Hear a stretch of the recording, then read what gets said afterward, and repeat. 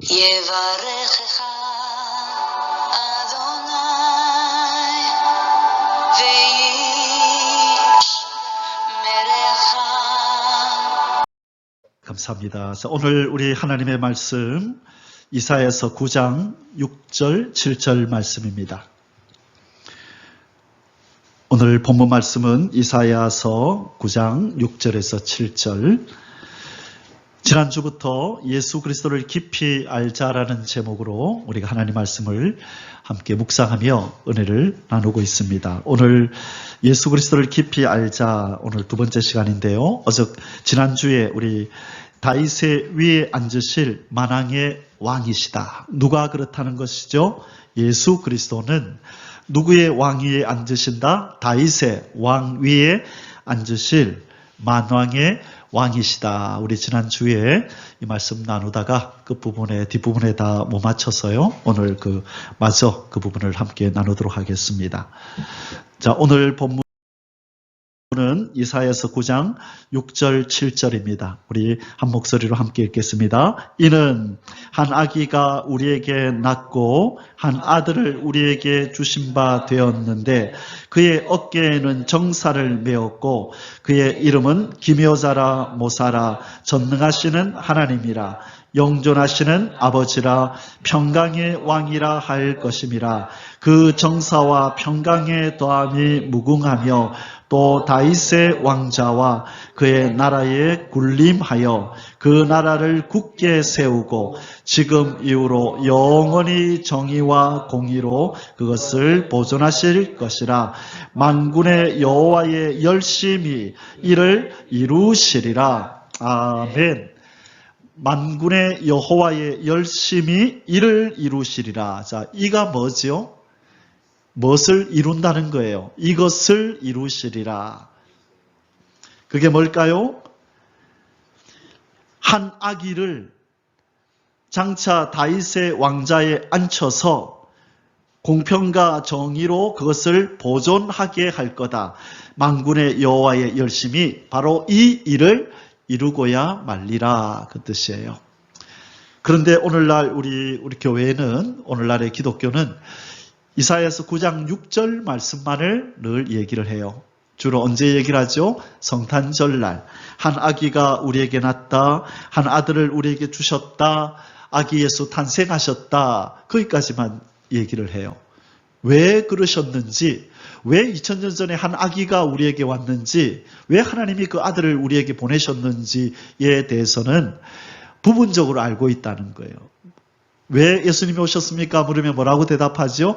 우리를 위하여 십자가에 못 박혀 죽으시고 우리를 구원하러 오셨습니다.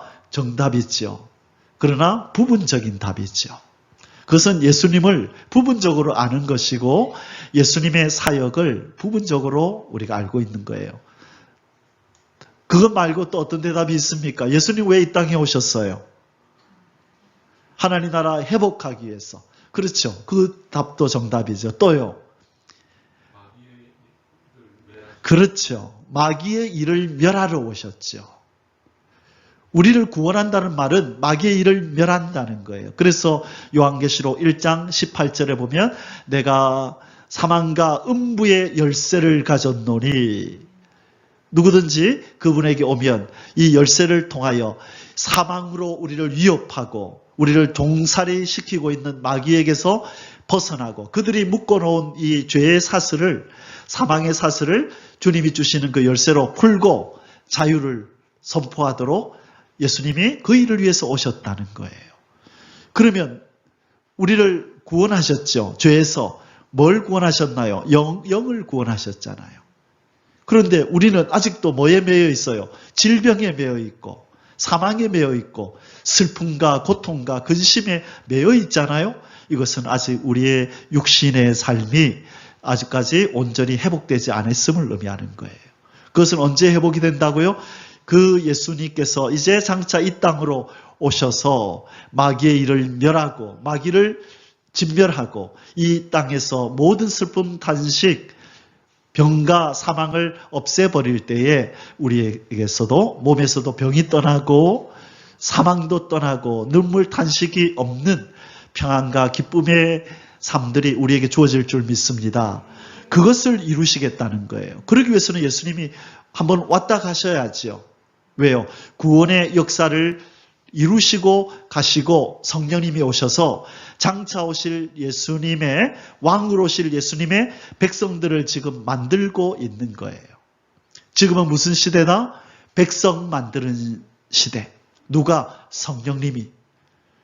그래서 성부 하나님과 성자 예수님이 만들어 놓으신 용서의 길, 화목의 길, 평강의 길, 하나님과 다시 하나가 되는, 사랑받는 그 관계로 들어갈 수 있는 길을 만들러 예수님이 오신 거예요.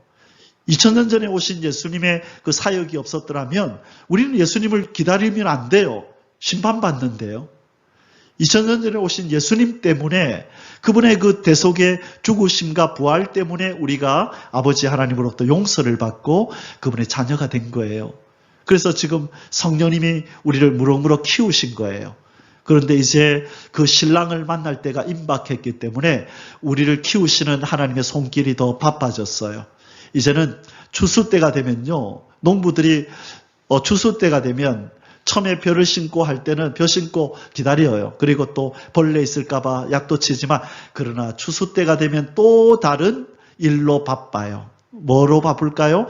이제는 이 과일이 상하지 않도록, 그죠? 배나 사과나 이런 거 보니까 종이로 이렇게 싸주더라고요.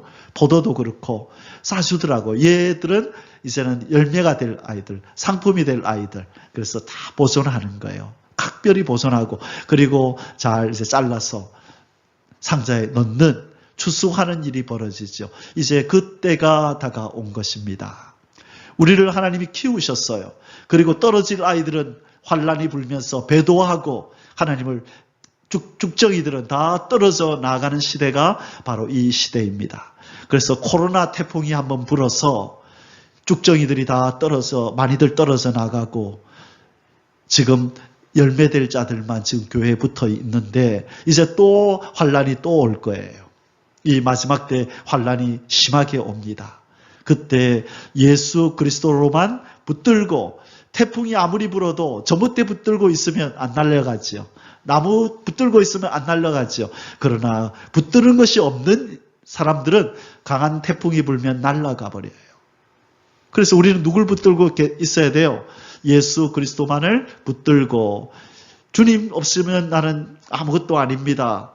가지가 나무에 꼭 붙어 있듯이 우리는 바로 몸통인 예수님께 꼭 붙어 있어야 될 줄 믿습니다. 그는 말로만 붙어 있는 것이 아니라 우리 삶으로, 예수님 없이는 나는 죽은 자와 방불합니다. 나는 죽은 송장입니다. 예수 생명이 없으면 내가 금은 보화를 가지고 몸을 치장하고 수많은 재물이 있다 할지라도, 명예와 권력이 있다 할지라도 예수의 이름, 그 생명이 없으면 나는 죽은 자입니다라고 고백하는 것, 그것이 예수님께 잘 붙어 있는 거예요. 교회를 다니고 발을 디딘다고 그게 예수님께 붙어 있는 게 아니에요. 마음과 뜻과 정성을 다 바쳐서 주님 없이는 심장이 없는 인간과 같습니다. 내 삶에 예수님 당신이 없으면 나는 죽은 자와 같습니다라고 진심으로 고백하는 자, 그가 예수님께 붙어 있는 자예요. 가지 보고 너 나무에서 좀 떨어져 살지 왜 덥게 그래 붙어 있냐? 그러면 가지가 그런가 하고 떨어질까요? 아니요. 걔들은 떨어지지 않으려 그래요. 알잖아요. 떨어지면 죽는다는 거. 우리 예수님이 우리 보고 그랬다고요. 너희들은 가지고 나는 포도나무다. 너희가 나를 떠나서는 아무것도 할 수 없다. 성장도 안 되고 열매도 못 맺고 너희들은 가지라는 이름은 가졌으나 너희들은 죽은 거와 마찬가지다 라고 말씀하는 거예요. 그래서 우리는 온전히 예수님의 소유가 되어야 될 줄 믿습니다. 그래서 오늘날 교회는 6절 말씀에만 자꾸 귀를 기울여요. 그러나 이제 아버지 하나님이 열심으로 이루고 이제 완성을 하려고 하는 그 일이 뭐냐?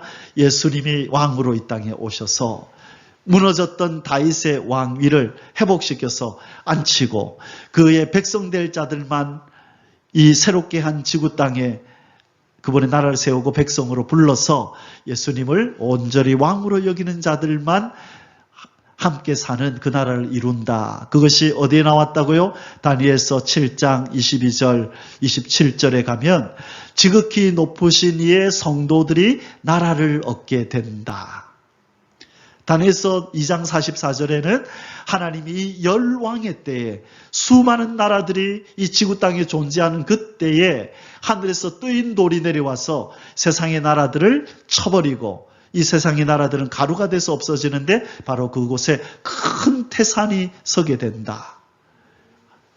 이 열왕의 때에 하늘의 하나님이 한 나라를 세우시리니, 그리고 나서 에스겔서 34장 23절 24절 37장 24절 25절에 내가 그 나라에 한 왕을 세울 거다. 그의 이름은 다윗이다. 다윗은 이미 죽은 지 몇백 년 전의 사람인데 하나님께서는 에스겔서에서 죽은 지 500년이나 된 사람의 이름을 거명하면서 내가 한 나라를 세워서 거기에 다윗을 왕으로 세운다. 다윗을 왕으로 세우고 목자로 세운다라고 말씀하시는 거예요. 예언서에서 여러 군데서 그렇게 말씀하시는 거예요. 그리고 요한계시록 10장 7절에서 선지 7째 나팔을 불게 될 때 선지자들에게 전하신 그 예언대로, 그 말씀대로 이제는 하나님의 모든 비밀이 다 이루어진다. 예언해 놓으신 말씀은 없어집니까? 반드시 성취됩니까? 성취됩니다. 그렇게 믿어드려야 하나님이 기뻐해요. 그냥 이름이 여호와겠어요? 여호와는 뜻이 뭐라고요? 신실하신 하나님, 약속을 지키는 하나님이라고요. 예언서에서 여러 믿음의 선지자들에게 예언을 해놓고 없던 일로 입 싹 닦아버리면 어떻게 그 하나님이 여호와가 되겠어요? 하나님은 반드시 예언한 말씀을 이루시는데 성도들이 나라를 얻는 성도들의 나라가 온다는 거예요. 거룩한 무리들만 하나님의 이름을 높이고 거룩히 여기는 그 거룩한 백성들만 사는 나라가 온다. 사람의 힘으로 능으로는 그 나라를 못 세웁니다. 바이든 대통령도 이 세상의 대통령들이 다 모여서 협상을 해도 그런 나라는 못 세워요. 왜? 마귀를 멸할 수 없거든요. 이 땅은, 이 지구 땅은 마귀가 그렇게 해방을 하고 하나님의 역사를 방해하고 있기 때문에 이 세상이 이렇게 악하고 어두워진단 말이에요. 그런데 하나님의 신의 역사가 아니면 마귀의 세력을 멸할 수가 없습니다. 이 땅을 되찾을 수가 없어요. 그래서 하나님의 아들이 나타나신 것은 마귀의 일을 멸하려 하심이라. 요한 1서 3장 8절에서 그렇게 말씀하시는 거예요. 우리 이제 예수님이 곧 오셔서 다윗의 위에 앉아 이 저주받은 세상을 회복하고 인생들도 회복해서 영광 받으실 날이 오게 될 줄 믿습니다. 아멘.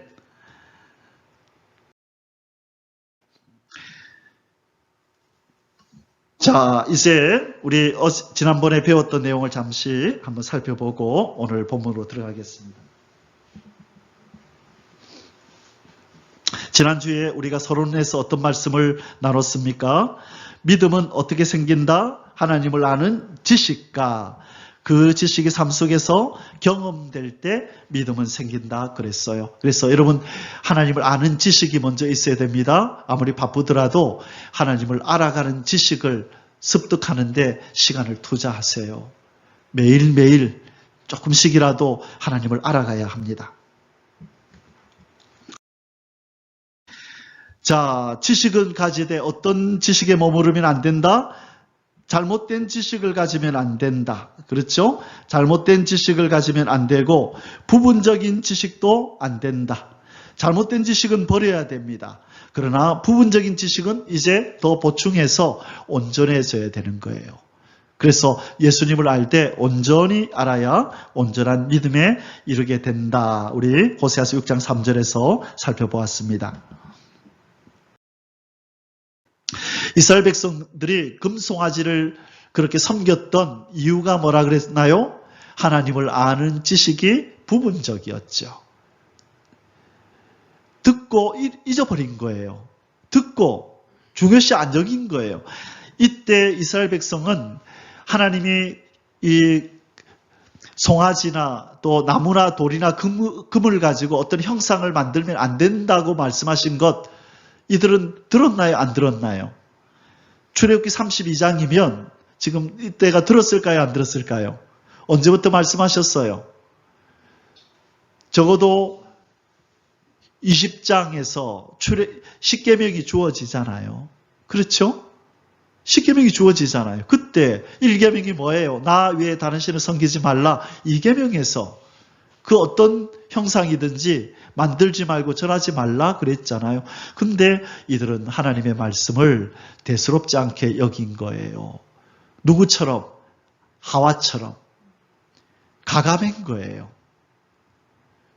먹지 말라 했는데 만지지도 말라 했다 그러고, 정령 죽으리라 그랬는데 죽을지도 모른다 그랬다라고, 제대로 하나님의 말씀이 그의 심령에 박혀있지 않은 거예요.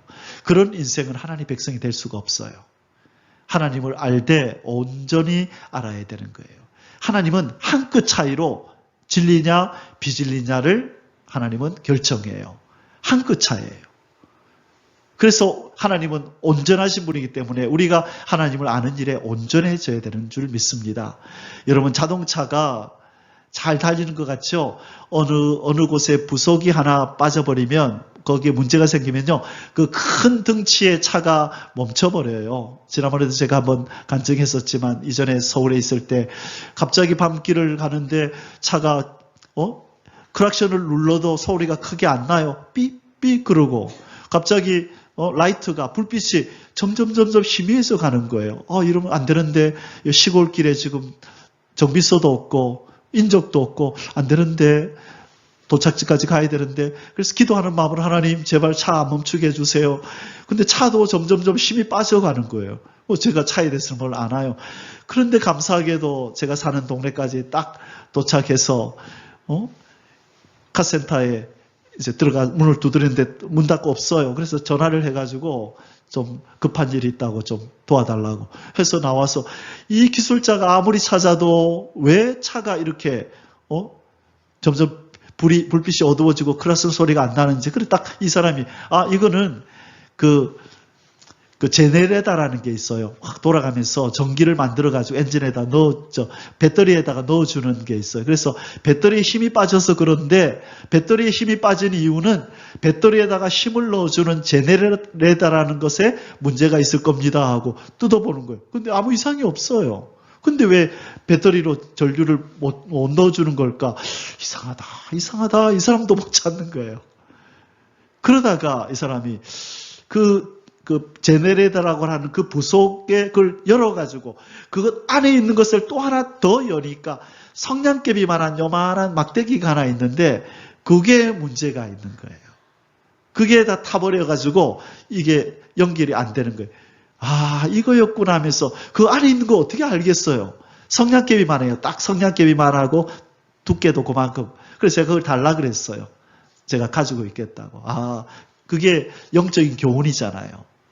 아무리 큰 등치가 큰 차도 요 부속 하나 없으면 차가 멈춰요. 우리가 하나님을 섬기는 일에 있어서 작은 진리 하나를 잘 모르면 낭패를 당해요. 그 낭패당했던 사람이 누군가요? 다윗. 하나님을 잘 섬겼던 다윗이 하나님 말씀을 잘 몰라가지고 애꿎은 사람을 죽였잖아요. 웃사를 죽였잖아요. 그렇죠? 웃사를 죽였잖아요. 자기 백성을 죽였다고, 죄 없는. 자기가 뭘 잘 몰랐기 때문에 그렇게 된 거죠. 에스더야, 옆으로 좀 앉을래? 목사님 얼굴 좀 보자. 저쪽으로 앉아라. 그래. 목사님 얼굴 보고 그렇게 하자.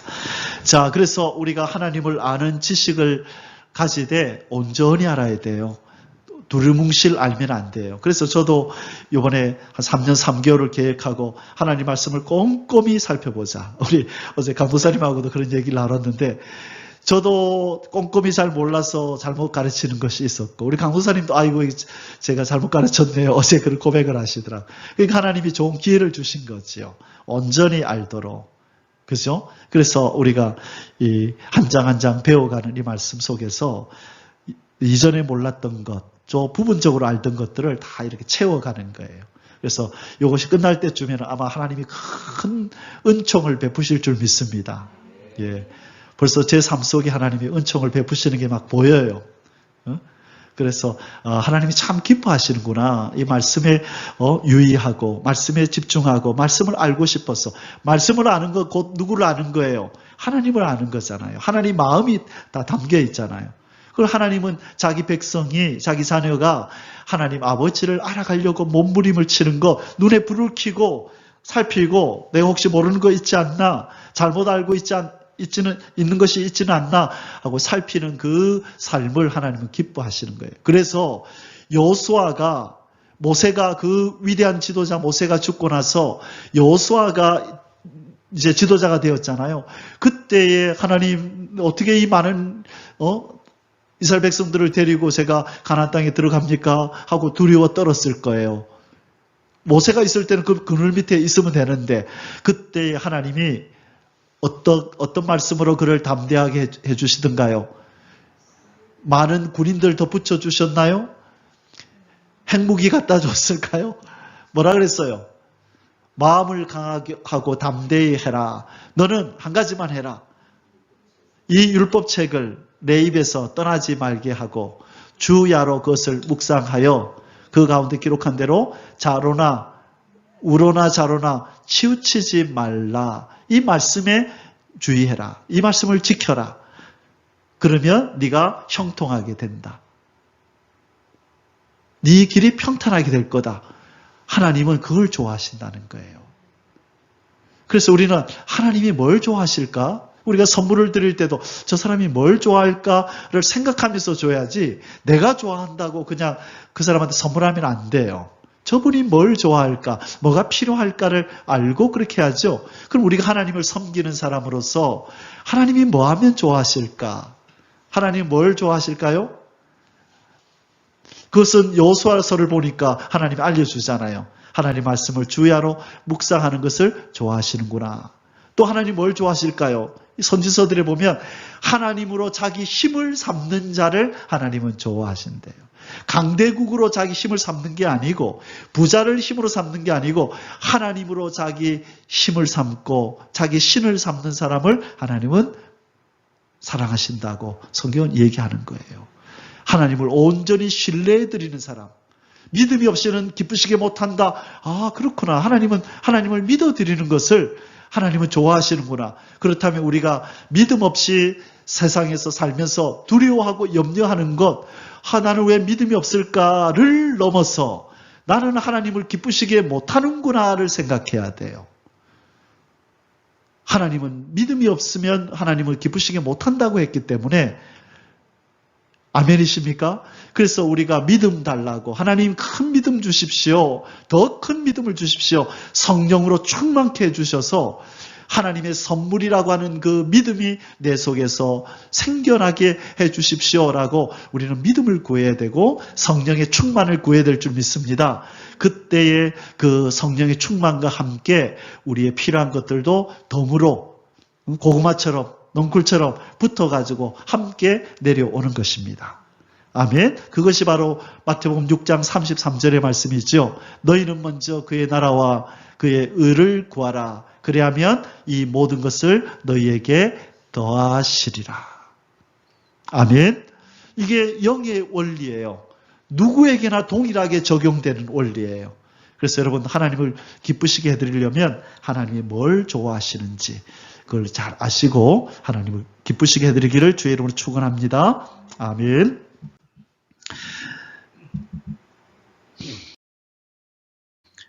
자, 이 잘못된 암과 부분적인 알문, 이 지식은 온전한 믿음에 이르지 못한다. 우리가 에베소서 4장 13절과 골로새서 1장 말씀을 통하여 그렇게 살펴보았습니다. 그래서 믿음의 선배들은 하나님을 믿는 것과 아는 일에 하나가 되어서 온전한 사람을 이루라 그렇게 말씀한다는 거예요. 여기도 보면 하나님을 아는 것에 자라게 하시고 이 부분이 중요하다는 걸 계속 말씀하는 거예요. 그래서 여러분 하루하루 그냥 보내지 마시고 하나님을 아는 것에 잘하시고 하나님을 아는 일에 온전하여지는 은혜가 저와 여러분에게 임하기를 주님의 이름으로 축복합니다. 아멘.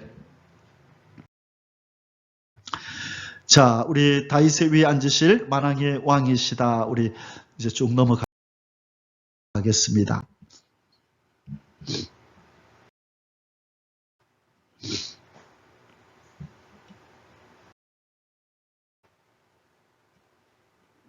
자, 왜 여호와 하나님은 열심으로 다윗의 왕위를 회복하려 하신다 그랬죠?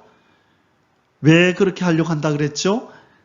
다윗과의 언약이기 때문에 그랬어요. 다윗아, 내가 너의 왕위를 영원히 견고하게 할 거야 라고 사무엘하 7장이라고 하는 바로 다윗의 언약장에서 하나님은 다윗하고 언약을 맺었다고요.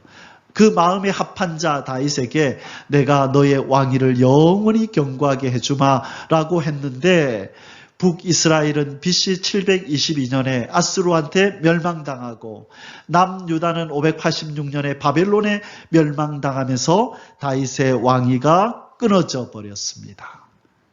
그러면 다윗이 황당하잖아요. 하나님, 내 왕위가 영원히 견고하게 해주신다 그랬는데 저렇게 끊어져 버리면 어떻게 됩니까? 그죠? 그 후손들의 죄 때문에 그렇게 된 것이기는 하지만 그러나 하나님은 약속은 또 지키셔야 되거든요. 그래서 죄를 범한 다윗의 후손들에게 벌을 내려서 그들을 멸망시켰지만 그러나 하나님은 다윗과의 언약을 지키셔야 되기 때문에 다시 회복을 시켜야 되는 거예요. 그래서 하나님이 아까 이사야서 9장 6절에 9장 7절에서 여호와의 열심으로 이 일을 이루겠다. 그 일이 뭐다? 다윗의 무너진 왕위를 그 나라를 다시 세워서 거기에 다윗의 후손이 왕이 되도록 하겠다는 거예요. 그 왕의 후손이 누구입니까? 예수 그리스도가 바로 다윗의 후손이거든요. 예수님의 어머니 마리아도 다윗의 후손이고 예수님의 육신적인 아버지인 요셉도 다윗의 후손이에요. 여러분, 그래서 마리아는 다윗의 아들 누구의 후손이냐면 이 족보가 두 개로 나눠져요. 족보가. 그래서 다윗의 후손 솔로몬의 족보가 쭉 내려오는데 이것은 마태복음이에요. 그래서 쭉 내려오다가 여기에 마리아가 등장을 하고 그 다음에 다윗의 아들 중에 나단이라고 하는 아들이 있어요.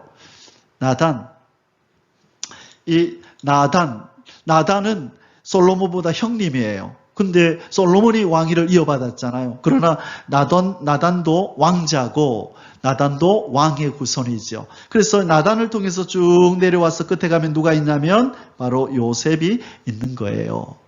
그래서 예수님의 육신적인 부모의 마리아도 왕족, 다윗의 후손, 요셉도 왕족. 그런데 문제는 뭐냐면 이 솔로몬 왕 때 이 줄기에 저 밑에 내려가면 그 18대 왕 여호야김 김씨예요. 한국 사람은 아닌데 여호야김 때 하나님의 율법책을 불태워버려요. 그래서 하나님이 저주를 내려요. 네 이후로는 왕이 없을 거다라고 저주를 내려버려요. 그런데 이 여호야김이 담대하게 하나님의 그 저주를 무시하고 자기 아들 여호야긴을 왕으로 세워요. 그런데 하나님이 바벨론에서 쳐들어와서 3개월 만에 그 왕위에서 끌어내려버려요. 하나님이 끌어내려버린다. 왜? 그 언약을 지켜야 되잖아요. 저주를 받아야 되는데 이 인간적인 힘으로 그것을 무시하고 자기가 자기 아들을 이어보려고 하는데 하나님이 어디 내 말을 어겨. 그래서 바벨론이 2차로 공격해 와서 그 왕을 끌어내려버리고 시드기야를, 그죠? 여호야김의 그 아들이 아닌, 그죠?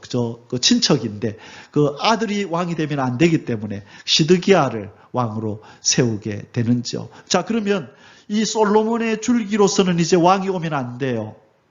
그래서 만약 마리아가 요셉이 아니라 다윗의 후손 유다 지파가 아니라 다른 지파 남자하고 결혼했다면 예수님은 왕이 될 수가 없는 거예요. 마리아 계통으로는 왕이 될 수 없어요. 왜? 저주받은 줄기예요. 여호야김 때. 그래서 하나님이 대책을 세우신 게 뭐냐? 바로 누구를 불렀다? 다윗의 후손, 이 나단 왕자의 후손 중에서 마리아의 남편을 구한 거예요. 그 사람이 바로 요셉이고, 그러면 요셉하고 예수님은 상관없잖아요. 피가 안 섞였는데. 그런데 우리나라도 그렇지만 이스라엘에 무슨 제도가 있어요? 양자 제도가 있는 거예요. 그래서 이 요셉이 마리아와 결혼하면서 마리아의 아들인 예수님을 양자로 자기 호적에다 올려서, 그래서 요셉의 후손이 되므로 바로 예수님은 이 나단 왕자의 후손, 그래서 다윗의 후손이 되므로 유대인의 왕이면서 온 우주 만물의 창조주기 때문에 만왕의 왕이 된 거예요. 그래서 많은 분들한테 예수님은 유대인의 왕입니까? 만왕의 왕입니까? 물으면 거의 대부분이 만왕의 왕이래요. 그럼 제가 그럼 유대인의 왕은 아닌가요? 그러면 글쎄요. 100명 중에 몇 사람만 글쎄요. 그러고 전부 다 만왕의 왕이래요. 유대인의 왕은 아니래요. 아니요. 예수님은 유대인의 왕입니다. 근데 이런 얘기를 못 들어놓으니까 예수님은 만왕의 왕이지 유대인의 왕이 아니래요. 자, 예수님은 유대인의 왕입니까? 아닙니까? 왕이에요. 유대인의 왕이에요. 다윗의 후손이라고, 왕족이시라고요.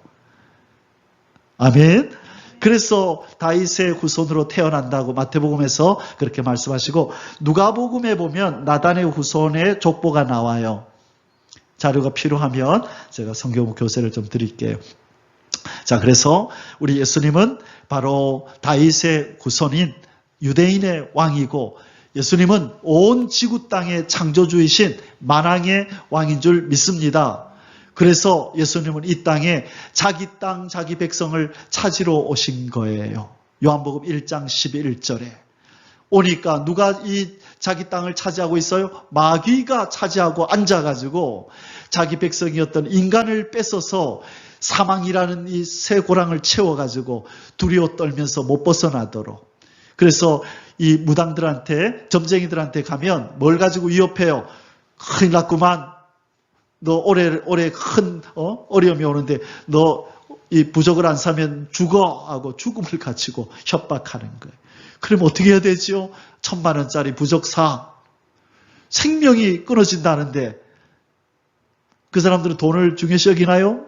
생명이 더 중요하잖아요. 그러니까 죽음을 두려워서 벌벌 떠는 인생들을 하나님은 구원해내야 되기 때문에 성경에 보면 죽음으로써 사망에 매여 종노릇하는 그 자기 백성들을 건져냈다. 뭘 지불함으로? 죽음을 지불함으로, 사망을 지불함으로 사망에 매여 종노릇하는 자기 백성들을 건져내시고, 사망과 음부의 권세를 내가 뺏었다. 이제 내 손아귀에 있다. 내게 와라, 사망에 매여 있는 자들아. 그리고 너희들은 부활을 하게 된단다.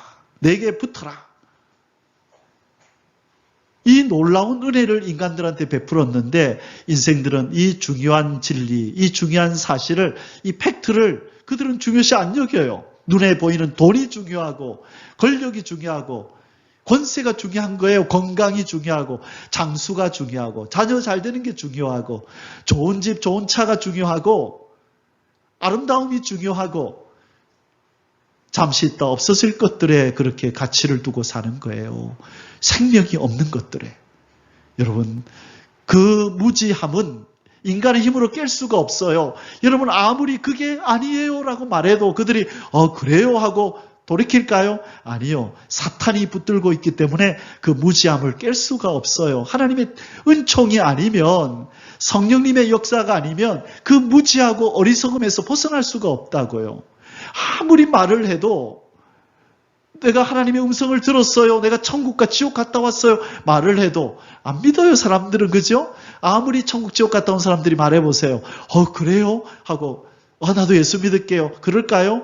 아니요. 그들은 마귀에게 잡혀있기 때문에 쉽게 못 나와요.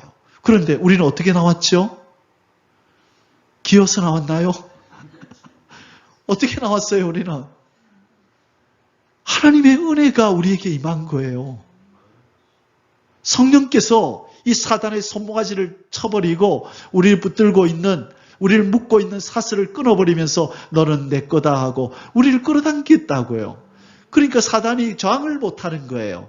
우리가 상대하면 우리가 못 이기지만 하나님이 우리를 그들의 손에서 건져내시니까 감히 하나님 앞에 우리를 다시 달라고 할 수가 없는 거예요.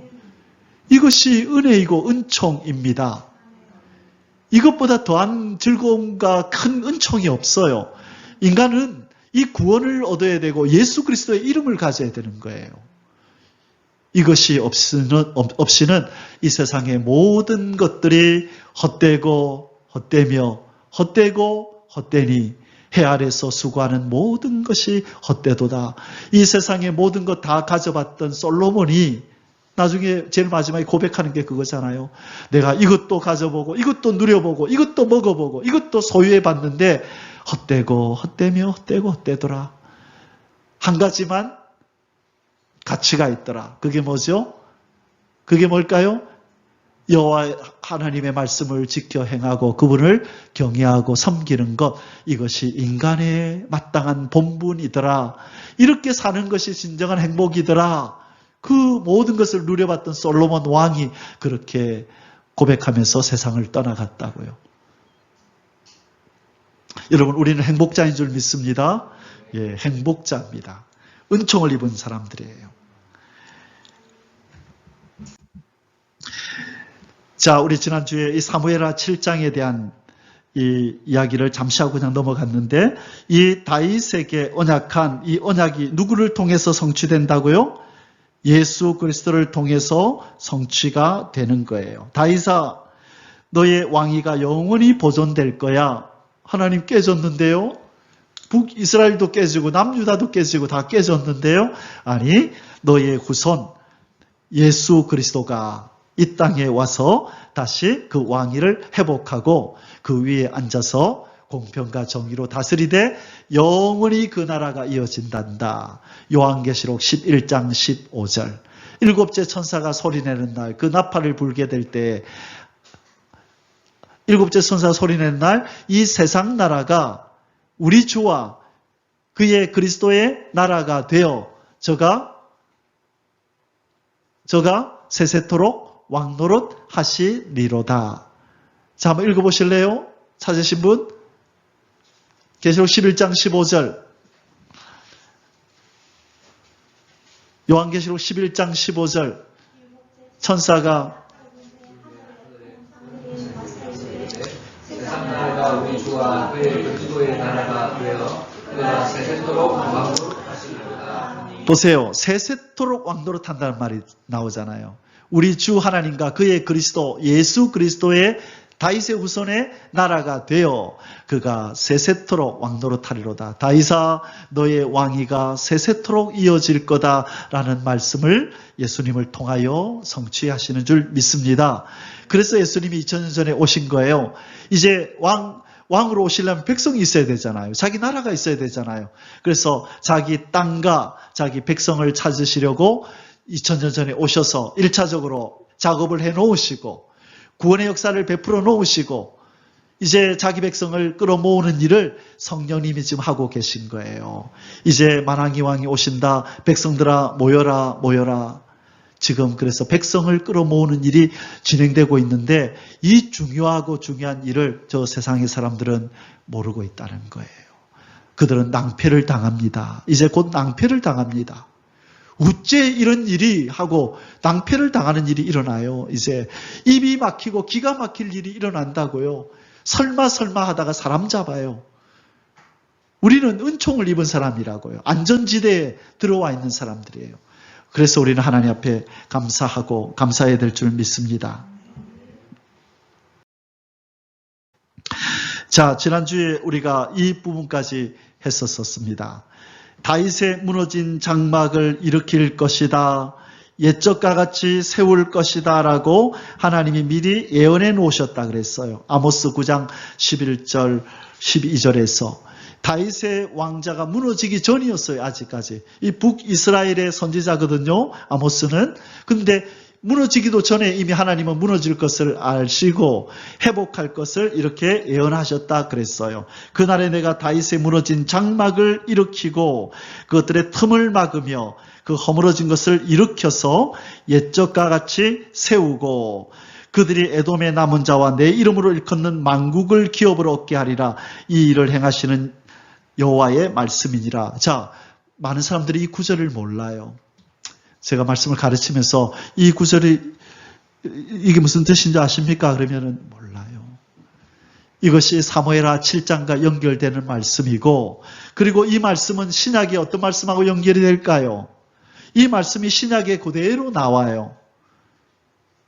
자, 오늘 그 부분만 좀 살펴보고 자, 말씀 마치겠습니다. 어디로 가냐면요, 여기 나옵니다. 사도행전 15장 12절에서 17절까지의 말씀이에요. 여러분, 예수님이 제자들을 왜 불렀을까요? 한번 대답해 보세요. 예수님이 왜 제자들을 불렀나요? 한번 대답해 보세요. 예수님이 왜 제자들을 불렀나요? 12명을. 왜 불렀을까요? 하나님 나라 백성, 부르려고. 제자 삼으라고. 그죠? 성경에 보면 가서 제자 삼으라. 그런 말씀 있잖아요. 예수 믿게 하려고. 구원받게 하려고. 여러 가지 답이 있어요. 그런데 이 대답은 아니에요. 그게 뭐죠? 무너진 다윗의 천막을 일으키려고. 무너진 다윗의 왕좌를 다시 세워서 만왕의 왕으로 오시려고 그 얘기는 안 한다니까요. 그런데 이 당시의 사도들은 바로 그 자기들이 지금 무슨 일을 하고 있는지를 알고 있었어요. 근데 많은 다른 제자들이 잘 모르니까 이 야고보 사도가 총회장이 딱 일어나서 여보시오, 동역자들 잘 들어보시오. 지금 우리가 하고 있는 일이 뭔지 아시오? 바로 이 우리가 하고 있는 이 전도하는 이 일이 바로 아모스 9장 11절 12절을 성취하고 있는 일이라고 이것을 알려준 거예요. 여러분, 이것을 아는 분들이 많이 없어요. 저도 이 말씀을 깨달은 지가 얼마 안 됐어요. 얼마나 놀랐는지 몰라요. 이 사도행전 15장을 읽다가 아모스 9장 말씀이 여기 나왔네.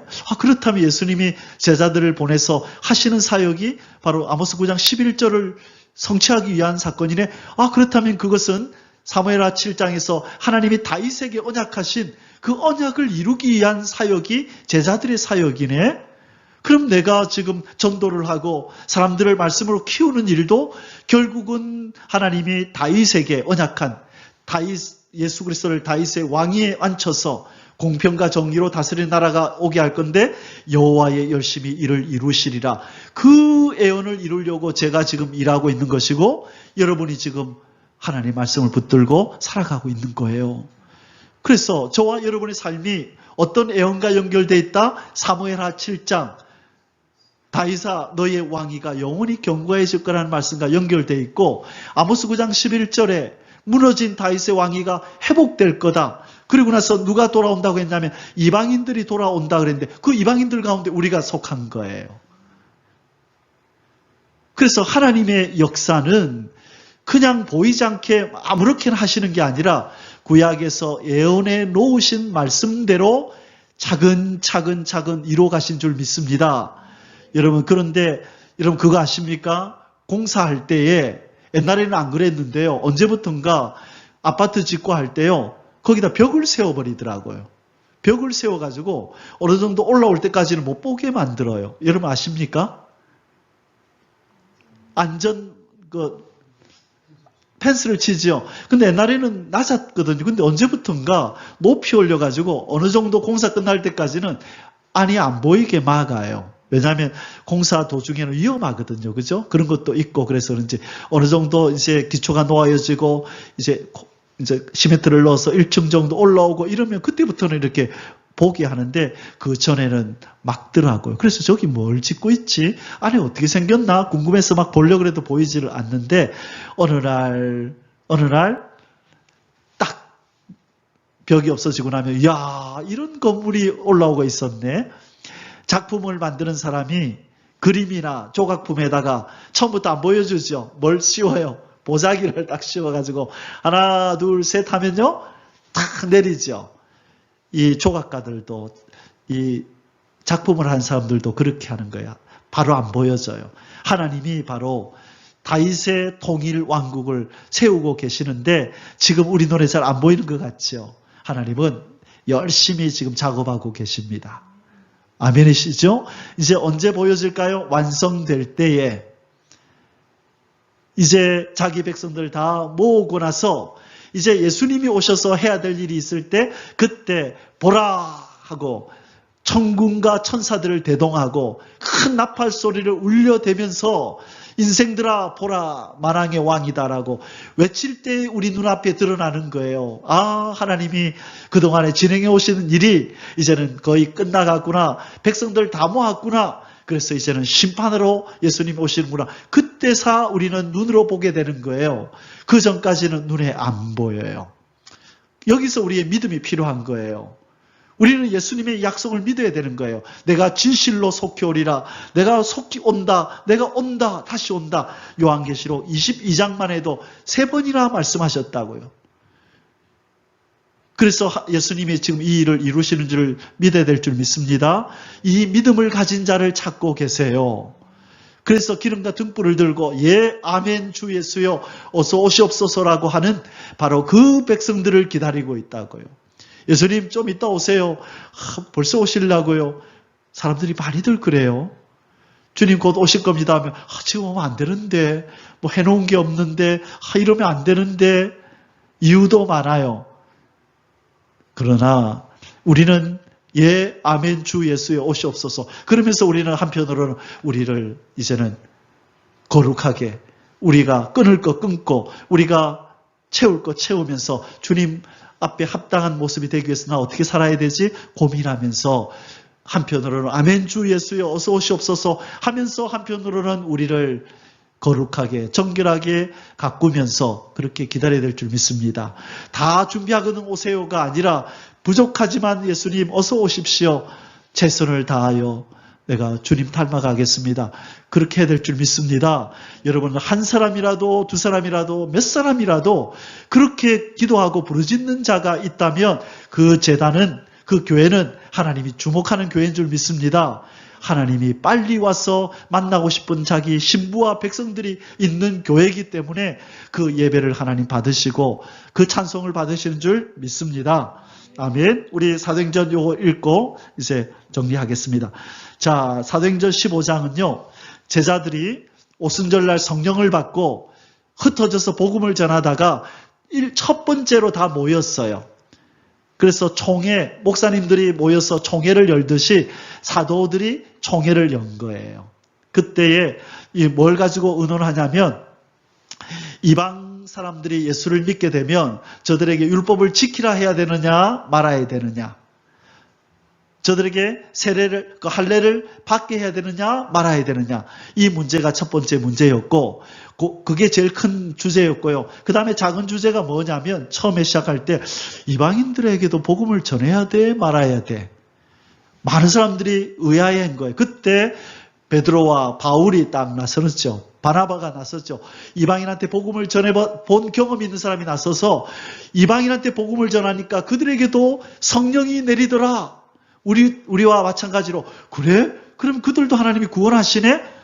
오케이. 그들도 그러면 구원시켜야 된다. 그 다음에 한 일이 뭐라고요? 이들에게 할례를 받게 해야 되느냐 말아야 되느냐, 율법을 다 지키라고 강조해야 되느냐 말아야 되느냐, 그 얘기를 하는 거예요. 자, 그 얘기를 하는데 요거만 우리 읽고 이제 정리하십시다. 온 무리가 가만히 있어 바나바와 바울이 하나님께서 자기들로 말미암아 이방인 중에서 행하신 표적과 기사에 관하여 말하는 것을 듣더니, 자, 누가 얘기를 했어요? 바나바와 바울이 이방인들 가운데 어떤 역사가 일어난지를 말하니 말을 마침에 야고보, 총회장입니다. 야고보가 대답하여 이르되 형제들아 내 말을 들으라.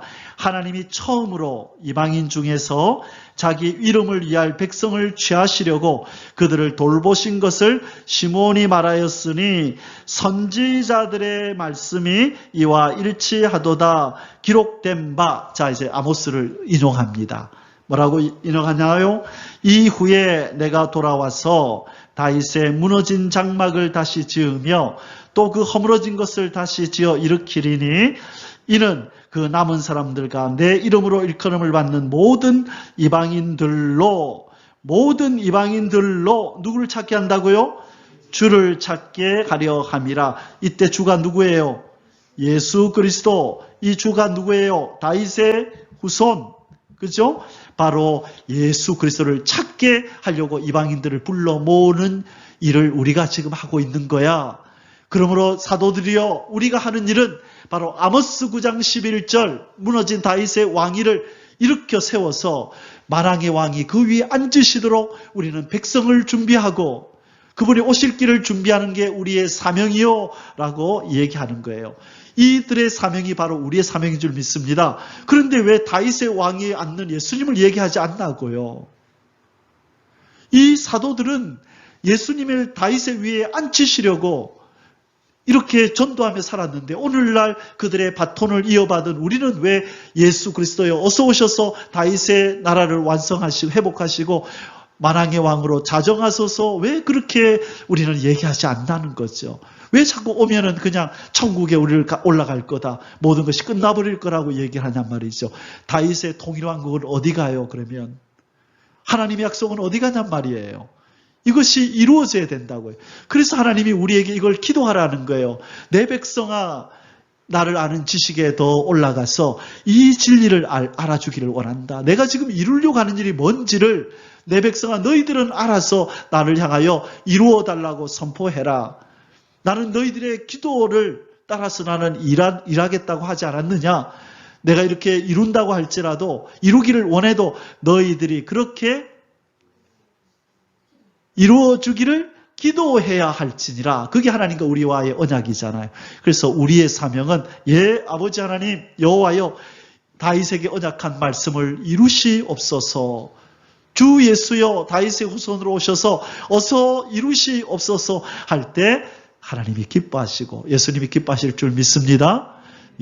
우리는 이 기도를 하면서 주님 오실 날까지 그렇게 신앙을 이어가고 이 길을 걸어가시기를 주의 이름으로 축원합니다. 아멘. 기도하겠습니다. 하나님 아버지 감사합니다. 다윗의 위에 앉아서 공평과 정의로 다스릴 만왕의 왕 예수 그리스도를 기다립니다. 우리의 왕이시여, 우리의 주인이시여, 어서 오셔서 저주받은 세상과 인생을 회복하시고 무너진 다윗의 왕위를, 그 천막을 다시 세우셔서 공평과 정의로 홀로 다스리시고 영광 받으소서. 아멘. 주 예수여 어서 오시옵소서. 존귀하실 우리 주 예수 그리스도의 이름으로 기도 올리옵나이다. 아멘. 예바레